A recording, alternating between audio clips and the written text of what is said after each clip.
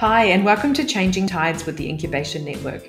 Did you know that of the 9.2 billion tonnes of plastic made since 1950, half of that has been produced in only the last 15 years? It's pretty worrying that we continue to produce far more than we recycle, and this is certainly a trend that is set to continue. So on our show, we dig deeper into the problem of plastic waste, how it affects public and environmental health, and talk to people about what's currently being done to help strengthen circular economies and reduce the amount of plastic waste around us. Hi everyone, welcome to the third episode of the Changing Tides podcast. My name is Laura Benz and I'm the Programs Director here at the Incubation Network. In this episode, we're going to be talking to a startup that we support that works to incentivize communities to collect domestic household recyclables from their environment around them. They're doing a great job of teaching people that just because it's trash, it doesn't mean it has no value. And I'm Titus Lowe, the Program Manager for Circularity at the Incubation Network. Plastic has become such a big part of modern day society that removing them entirely can be quite the challenge. So while we should absolutely focus on reducing plastic usage at source where possible, improving infrastructure around collection, segregation, and recycling to extend the lifespan of plastic material is also important in reducing the amount of waste produced within communities. So today we'll be talking with Trash Lucky, startup based in Thailand that works with communities to plan and design recycling programs. It's all about teaching people how to properly collect and sort their waste, which is then picked up and sent off to recycling centres to be used. So we're excited to have with us today the founder and CEO of Trash Lucky, Natapak Atichatakan, also known as Khun Nat. His journey is an interesting one, where he worked in several industries such as logistics, transportation, and even with a venture capital group prior to his current role. But as a lover of the ocean, he got sick and tired of seeing so much plastic floating around and decided to do something about it by starting Trash Lucky. So stay tuned as we welcome Khun Nat on this episode of Changing Tides.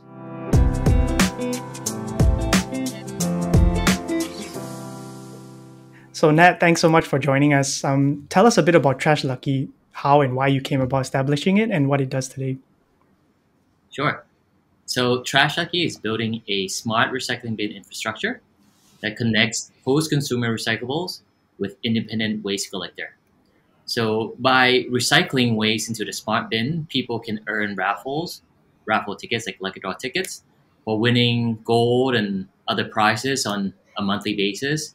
And when the bin is full, it will alert our partner waste collector to collect and buy the deposited recyclables such as plastic, paper, glass, and metal. And our vision is plastic-free oceans, and our mission is to incentivize people to recycle and divert plastics away from landfills and oceans. Great. So maybe you could tell us a bit more about the inspiration behind you starting this venture. Well, I'm a longtime surfer and scuba diver, and it really pains me to having to pick up plastic every time I go surfing. I go into the ocean, and so I thought, well, how do we prevent people from littering these low value plastic basically plastic waste that usually finds its way into the waterways and then eventually into the oceans. So one day I realized that lottery is really, really big in Thailand. 2 out of 7 Thais, or 20 million people here, buys an equivalent of 8.3 billion US dollar worth of lottery every year. So we figure, why not use this model to incentivize people to recycle? Right. A lot of people having a chance of winning something big is a much bigger motivation than getting a certain something small. Yeah. I love that so many people got in or get into this space because of that personal connection, right? Like you mentioned, you're a surfer, that it makes such a big difference. I think everyone has a really good story in that space. I want to dig into this education aspect. So you mentioned it's really around consumer behavior. So part of Trash Lucky is really the educational aspect around why, what, how, and to recycle. How do you guys do that? Could you explain that part of the business for us? Sure. I think the first thing that we need to do is get their attention by making it exciting. And I think like when we tell people at least people here in this country that like, hey, you can actually win gold by recycling. Then it piqued their attention and curiosity, right? They're like, wait a minute, how do I do that? But if we just go and tell people, hey, you need to recycle to save the planet, and they're like, yeah, okay. So I think that's the first thing. Like, how do we make it exciting and people get curious and ask like questions? How do we do this? And because because of this gamification process, it really communicates that they need to follow certain rules, right? So even though that rules is just you just sort plastic based on categories, you don't mix plastic with paper, you don't mix plastic with glass, for example. But that gamification, people knows that there are expected instructions and steps that people need to follow, and so we just insert, like how do you recycle into that scheme, and of course, we always tell people why too. So expand from that, we tell people, well, right now people dump 8 million tons of plastic waste into the oceans, and it's getting to our food chain. We're literally passing on waste pollution into the next generations. So is this something that they want to pass on to their children, grandchildren, etc.? So Nat, I love that we were talking about the relevance, the personal relevance to people about why they get involved in the space, but more appropriately, what's going to force them to act and what's going to engage them in that behavior change. On the whole, how do communities respond to your kind of offering? Is it easy enough to do, educating the public? Well, I mean, there's always challenge of educating people and trying to get people to change their behavior. It's never easy. So we have to basically segment people into different buckets. And one of the ways that Trash Lucky segment people are based on their kind of incentive, their motivation. So we divide people into 3 groups. So the first group is the reward seeking. So these are the people who like, hey, what's in it for me? If I do this, will I win gold? Well, what prize will I win? Second group is the eco-conscious. So they care more about the impact, the environment, right? Like they know that if they recycle this piece of plastic with Trash Lucky, it will be reborn into new plastic pellets, and it's not going to get into the oceans, for example. And these people are usually the early adopters and also the ambassador of Trash Lucky. Now the third group is the merit seeking. So Thailand being the Buddhist country, there are a lot of people who say, okay, who believe in karma. If I do good and I get like good reward in my current life and in future life, for example. So we would do campaigns like when you recycle PET with Trash Lucky, we would work with our partners to turn them into PPEs, for example, and then donate them to the healthcare workers that really need them during the severity of the pandemic, COVID pandemic. So yeah, so basically, in conclusion, segment people into different groups and then find the right message for them. Like, is it the reward? Do we communicate the reward first, or do we communicate the impact of the clean ocean, for example, or do we communicate, hey, we're actually turning these PET bottles into something that we can donate to those in need. Right, that's interesting, and usually it's easier to start something new with a lot of excitement, but a bit harder to kind of keep it going. So how do you actually sustain the interests of these 3 segment groups? Well, besides offering like new attractive prizes, is there anything else that you do? So yes, like the new attractive prizes and also like kind of different campaigns of this upcycling or like full loop really helps. Right. So I'll give you an example. Is we did a office recycling program with Thai Union.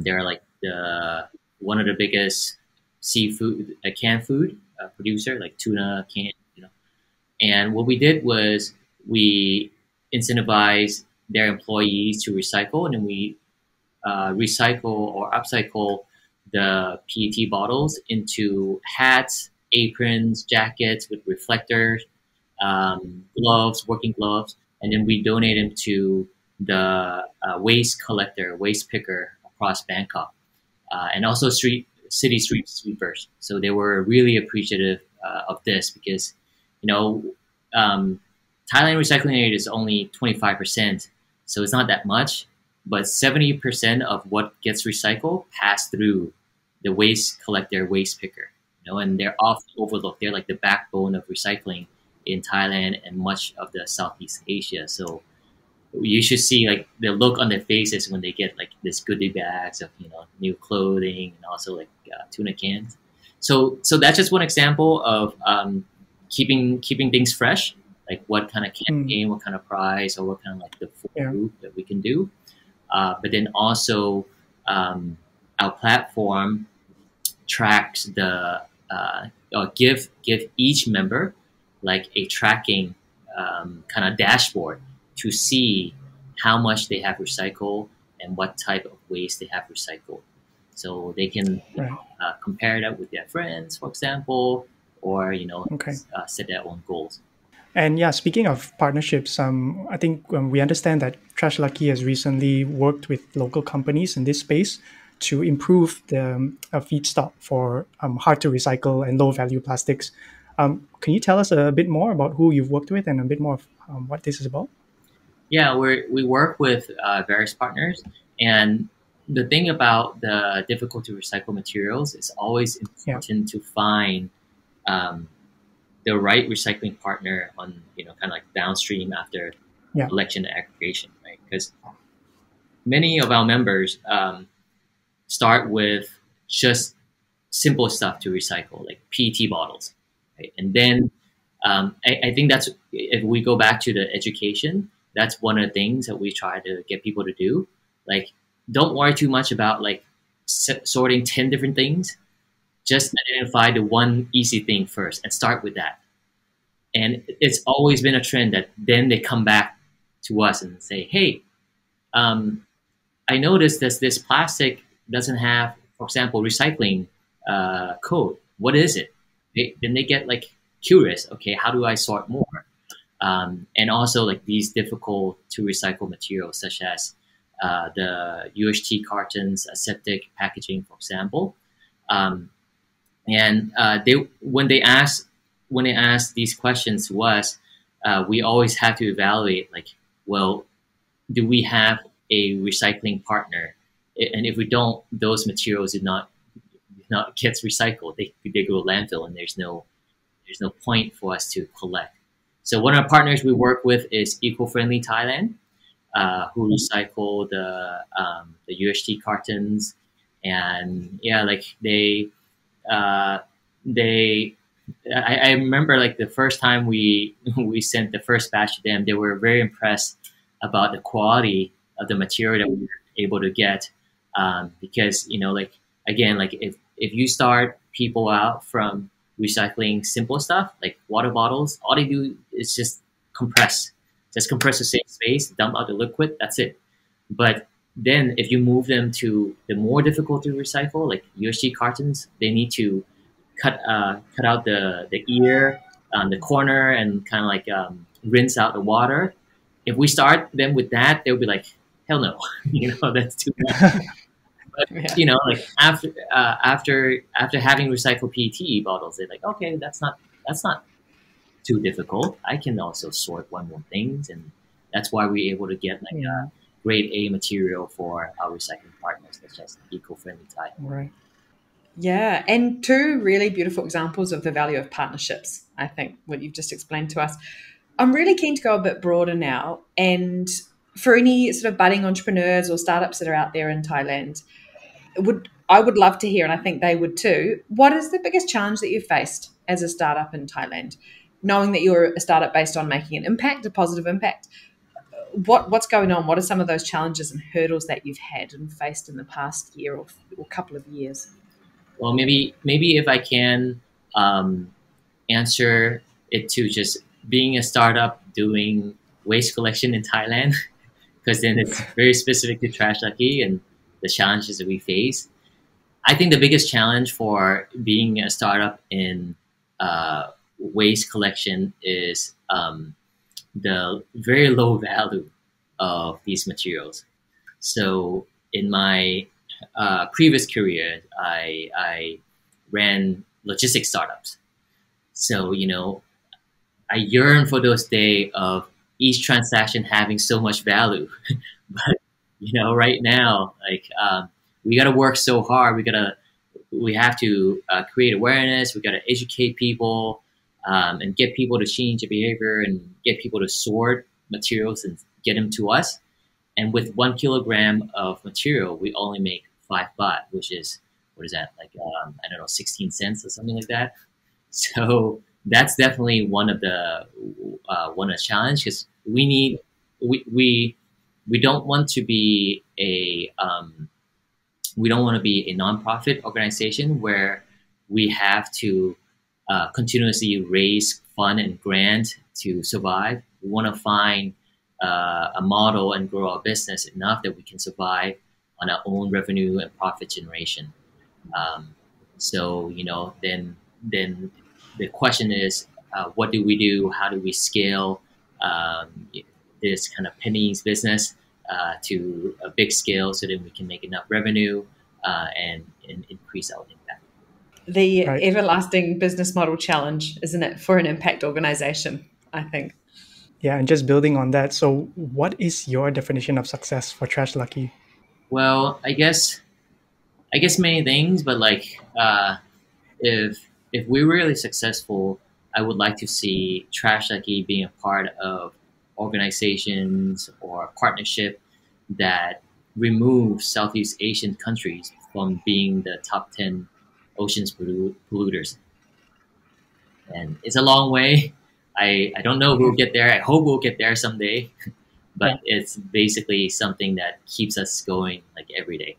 You're taking the necessary steps within your capacity and within your how you think is best. So I think that's already a very inspiring for other people to follow as well. So yeah, keep it up. I agree. And maybe could you give us a quick bit of insight just as we start rounding out the interview here? What's next? What's the 6 to 12 month plan for Trash Lucky to get us towards that beautiful vision of success that you just painted? So we are finalizing the first prototype of our smart recycling bin.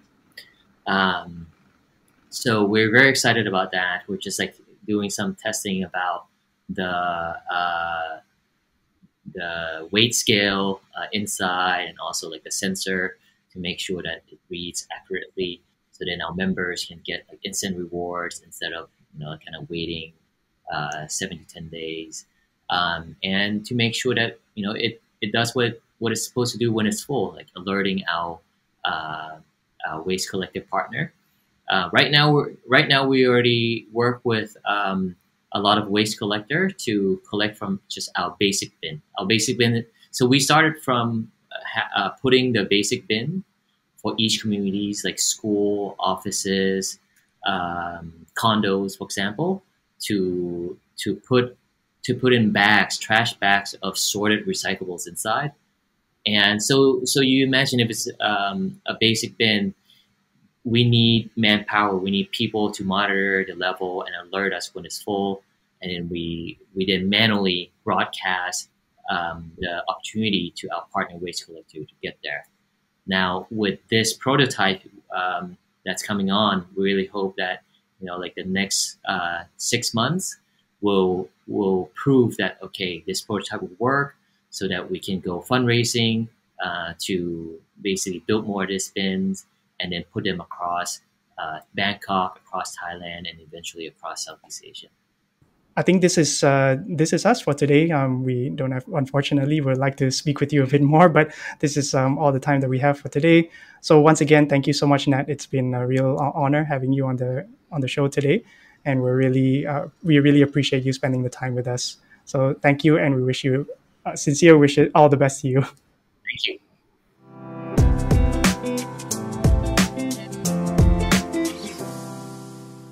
So Titus, so great to talk to Khun Nat. I mean, he's doing such amazing things. And I really, really love the detailed degree to which they're trying to understand humans, right? Human behavior. And what came up for me, I was thinking about the innovation adoption curve. I'm not sure if you're familiar with it. So the old, it's not really a bell curve, but you think about early innovators, the early adopters, early majority, late majority, and how you get people on board. They seem to be paying such close attention to where people are at that and what is the hook that's going to get them involved, right? That's going to get them excited to do something about it. Yeah, basically seeing a problem and thinking a little bit out of the box on how to actually incentivize others, because recycling has been preached for many, many years now, and we have still not progressed to where we want to be. So I think he's definitely brought something fresh, something, like you said, a hook for people to actually think about maybe behavior change and think about their waste. So that's what stood out for me as well.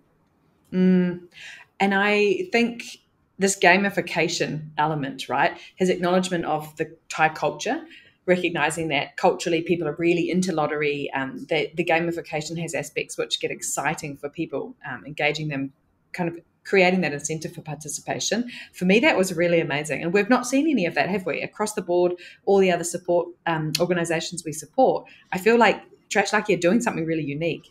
Yeah, I don't think I've seen it as well. And I mean, there could be some maybe pros and cons to it, but I think as long as the important thing is some awareness generation.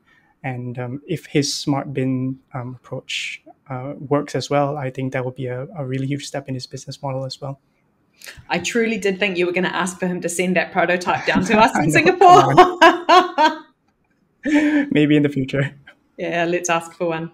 Yeah, Laura, I think another thing that was particularly inspiring from this conversation was just his story of how he started. Like he mentioned he was a surfer, and he just was maybe quite literally, or maybe a bit of exaggeration, but swimming in trash. He saw so much, and he just felt like, I need to do something about it. And he went out and just started Trash Lucky and just really brought an out of the box thinking to solve a problem that he saw. So that to me, I'm always inspired by these stories where people experience something and just choose to do something about it. Couldn't agree more. And I feel like that's a trait that we see among entrepreneurs across the board, right? Yeah. People that are truly willing to take action, take risks because they feel so strongly about something. I just love it. We're meeting the best people, aren't we? We really are meeting inspirational people. Yeah, in a way. I think that's really one trait that all entrepreneurs share for sure, because they really need to be passionate about what they're doing to really sustain themselves. Mm. Yeah. And I think what's nice is if we look forward to what's coming next week, Khun Nat actually touched on the fact that in Thailand in particular, the informal sector plays such a key role in making sure that plastic is actually recycled. So I think while that is it for this episode, and thanks for listening, we will hopefully see you all back here in episode 4. Now we're going to be talking to Nailini from Hasira Dalar, really about one of the key cornerstones and unseen parts of the recycling system in Asia. Hasira Dalar work with an army of informal plastic waste collection workers, and they play a huge role in keeping their cities in India from being overwhelmed with plastic and general waste. So I look forward to being able to share a bit more about that next week. Thanks, and see you next time. This has been Changing Tides with the Incubation Network. The hosts were Laura Benz and Titus Lowe. Follow the Incubation Network on LinkedIn, Facebook, and Twitter. For more episodes, visit the Incubation Network website or download them on your favorite podcast service. Copyright The Incubation Network and Second Muse.